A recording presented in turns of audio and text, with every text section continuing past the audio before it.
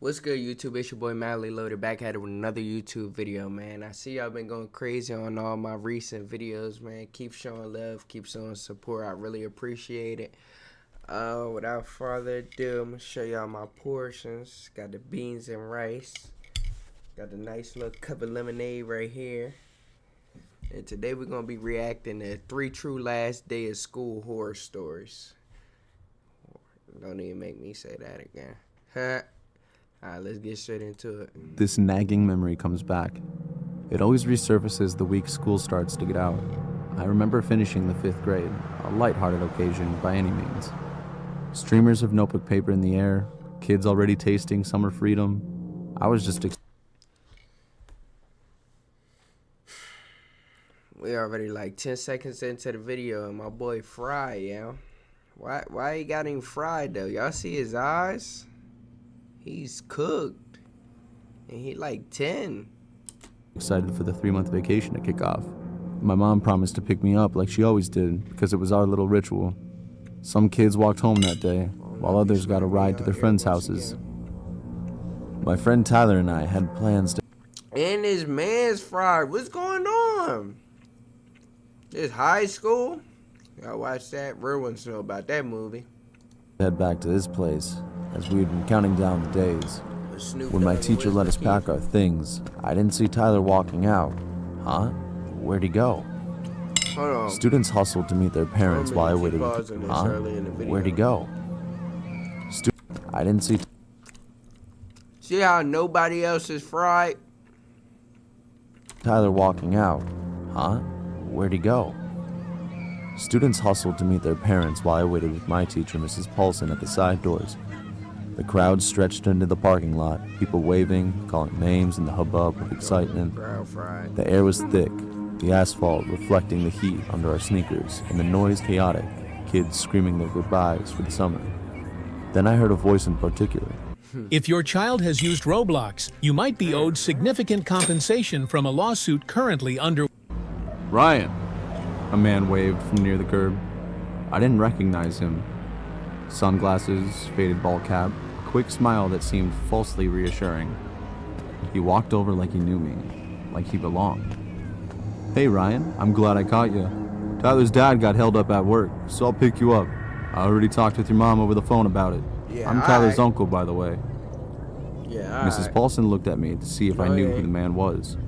I wasn't sure, but the man gave Mrs. Paulson a casual wave, and Mrs. Paulson seemed too preoccupied to register my concern. She just nodded, fried. That's how you giving know her he approval fried. that He I could ain't leave, even say and nothing. turned back to the line, and just like that, let me go. I started to walk toward the parking lot, fried. wondering why Tyler's uncle moved so quickly, scrambling to keep ain't pace. No way. He began talking non-stop about his old school days, how Tyler was waiting at the house, and soon, about nothing of importance. His voice had a jittery rhythm, words catching every so often, like his tongue could not keep up with his thoughts. It wasn't until we reached his car, a gray wagon with a dented bumper, And he hit that I somebody realized before he something got there. wasn't right. Tyler wasn't there. The man motioned for me to enter the vehicle as if sensing my hesitancy. I timidly stepped in. You already say you don't know him.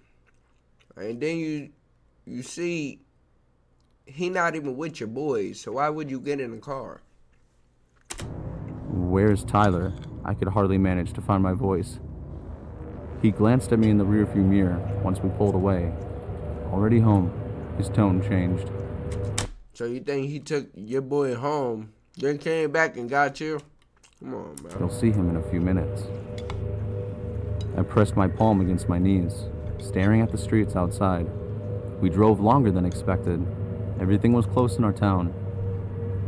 The school, the park, our houses, but we started to pass houses I didn't know, and the streets felt unfamiliar. We arrived. His house looked normal enough, white siding, trimmed bushes, a quiet street. He gestured for me to come in after unlocking the door. The air changed the instant I entered the house. Dim, all the blinds pulled shut. Out of there. That's all you gotta do. Out of there. Ain't nothing to talk about. He got all the blinds covered up. It's dark as hell. Come out of there. All you gotta do is run down the street yelling. That's all you gotta do. A faint smell of mildew. Only a single lamp burned in the living room. Tyler's downstairs, the man said, Yeah, alright. his voice smooth, almost as if automatic. I'll go get him. He vanished down a side hallway. All I could hear were the hinges creaking, then footsteps descending. My chest tightened. I was alone with this man, and I don't think Tyler's here. I tested the front door, locked. I could feel my hands trembling at this point. Go to the kitchen and grab a knife, gang. Hurry the up. beige receiver bolted to the wall. I hesitated. What if he comes back? I started shaking, You come back, but I you knew better it was not now or be never. empty-handed. I dialed the number, shortly hearing a voice on the other end. I whispered, "Please, I've been taken. Send help." They started to respond, but I panicked the moment their voice carried in the room. I shoved the phone under a towel and hurried back before the man noticed. "Ryan," he called. "Come on down. Tyler's waiting." Come on down, I what? didn't answer. And then his steps pounded up. He appeared in the doorway faster than expected, smiling, but his eyes betrayed his intentions. "You okay, Ryan?" "I want to go home now," I admitted, terrified. The smile vanished. His disposition changed, approaching me, grabbing my wrist, and dragging me to the basement door. "Quiet. I'll let you go soon enough." He spoke in a calculated tone, trying to maintain composure despite growing signs of anger. The door slammed behind me, and a draft of cold air sent a shiver down my spine. And then I misstepped the second stair. Oh, yeah. Ouch. Yeah, let's step now. I tumbled to the bottom. Looking up, all I saw was the vague perception of the man locking the door. Tyler was nowhere to be found. I could hear every movement above me, his pacing, his muttering. I struggled to move. He approached, holding his belt in his hands. I cried at the top of my lungs, then closed my eyes to avoid seeing what would happen next. He did All I what? could hear was the descent of his footsteps. Then, 3 sharp rings of the doorbell. I faintly heard it. Knocking. Louder. Voices calling. The man didn't move. The bell Hey, yo, rang he again. over here. He got me. Now, fist pounding That's your against the door. chance, bruh. A few seconds later, the sound of wood Hey, cracked. bro, why is you not making no noise, bro? He got you in the basement. He's drawing. I'm making all noise. Boots rushing inside. Shouts flooding the air. The man was footsteps away from me now. He flinched for a second, assessing the situation. In a desperate attempt to escape, I bolted up the stairs, slamming against the door. Yeah, there you screaming for go. help. There you The go. man would Get grab up me out any of second there. now, but then Elbow. the lock Boom. turned. A police officer pulled me out into the light. Yeah. You could say just like that, it was over. Red and blue lights spilled across the quiet street. Neighbors stared from the porches.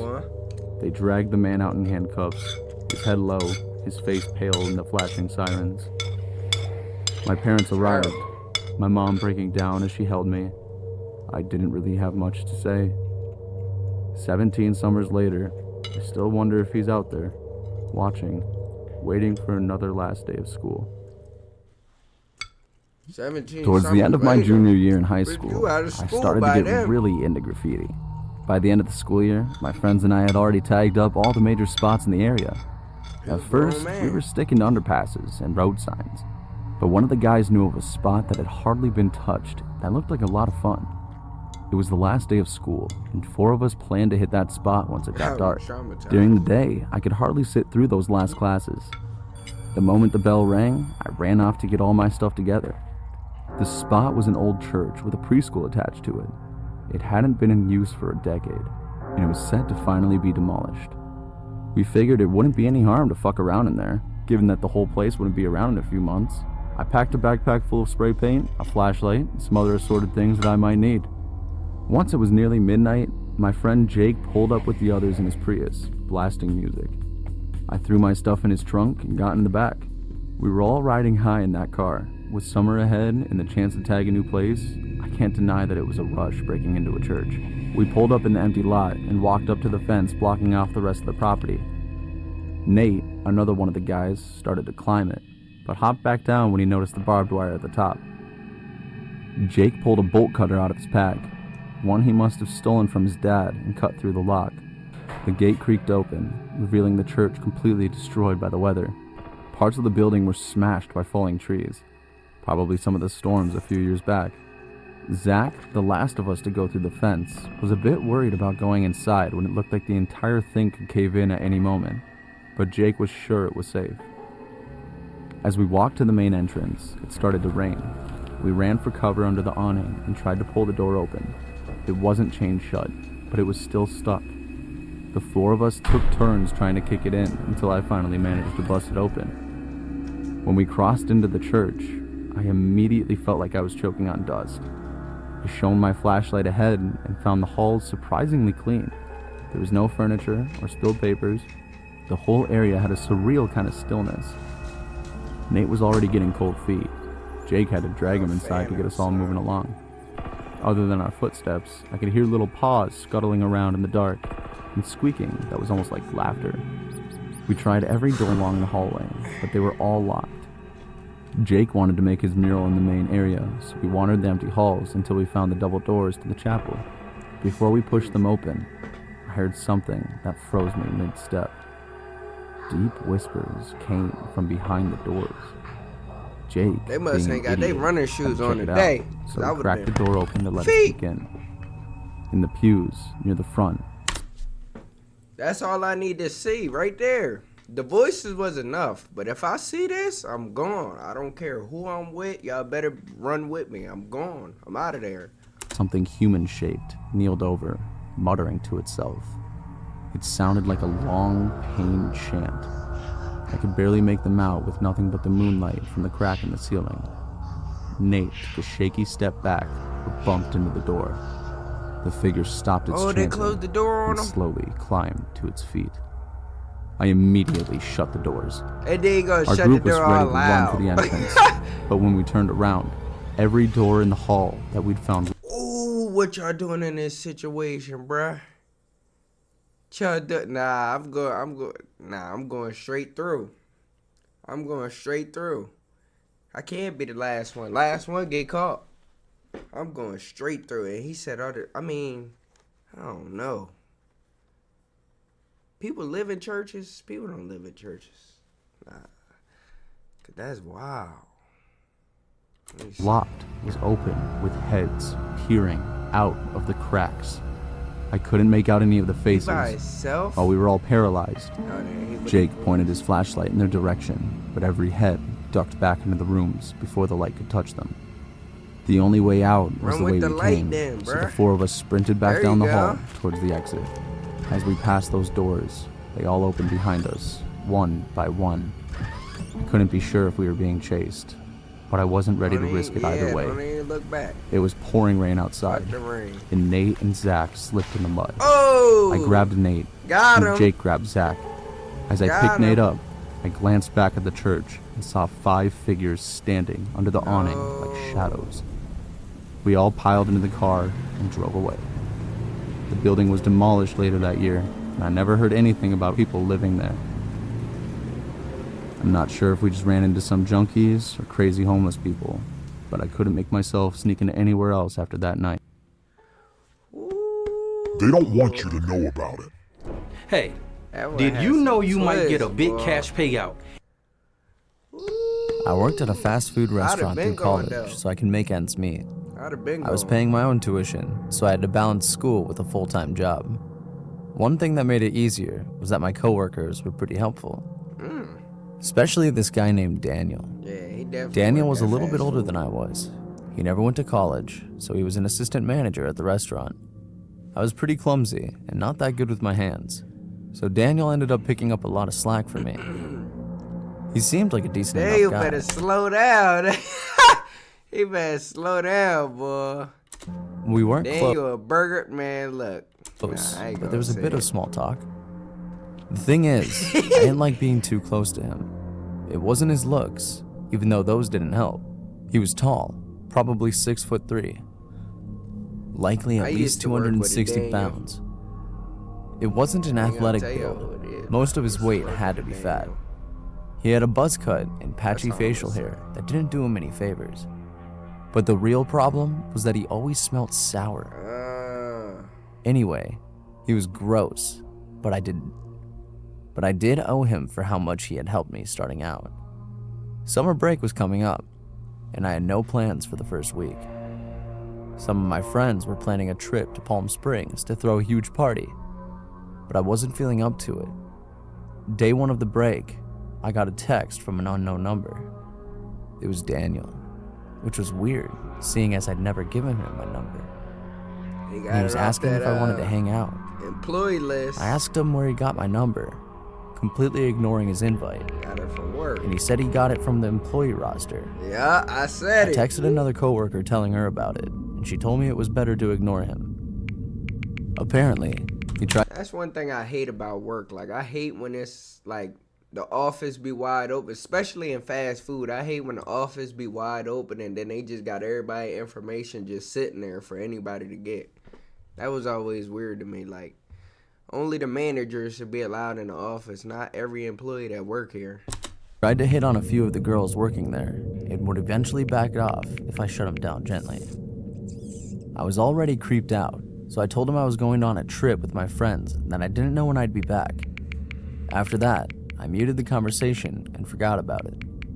I thought about blocking him, but I figured I might need his contact for work-related stuff. The next day, I was in the living room at night watching movies when I saw a car's headlights outside my house. They were really bright LEDs, If it's so I went to Daniel close Carr, the call window the as to cops. block them out. When I got to the window, I If saw it's his someone car, step out call of the the car cops. There's onto the nothing else sidewalk. to do. They were Oh, well, huge, that's a lot else tall, to do. and heavy. I could immediately tell it was Nah, Daniel, Daniel wildin'. and nearly dropped the remote in shock. He pulled up As he state of approached the the house, business. I pulled shut all of the curtains and locked the windows and doors. He said, He must have thought nobody was home, as I didn't have a car and I lived alone. In the darkness, I watched through a crack in the curtains as he snuck up to my bedroom window and tried to slide it open. Luckily, it was locked. And after he messed with it for a while, he left. After he drove off, I turned the lights back on and rested against a wall while my heart beat out of my chest. I thought about calling the cops, but I wanted proof that he'd been there to make sure I could actually get a restraining order on. bro, call the cops, and then while he there and the cops come, that's gonna be your proof right there.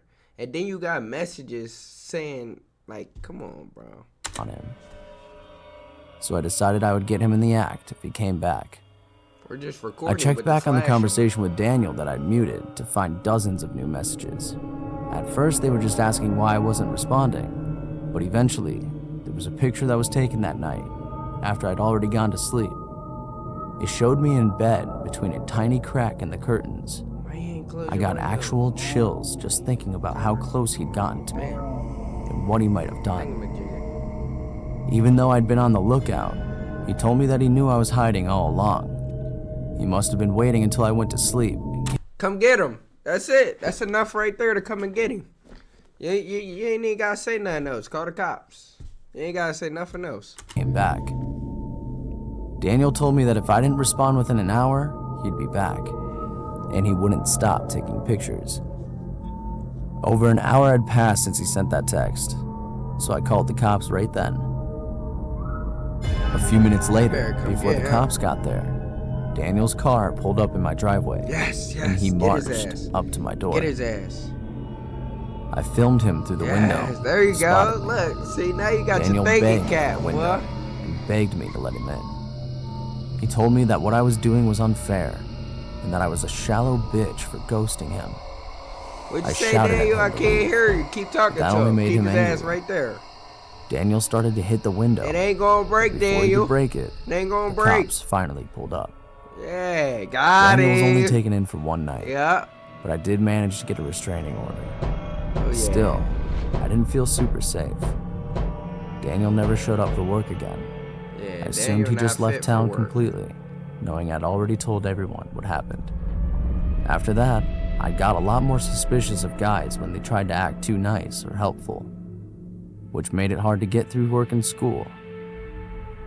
Some part of me hopes that Daniel ends up alone forever and never tries that Daniel need to go to jail. He need to be in jail. kind of shit again.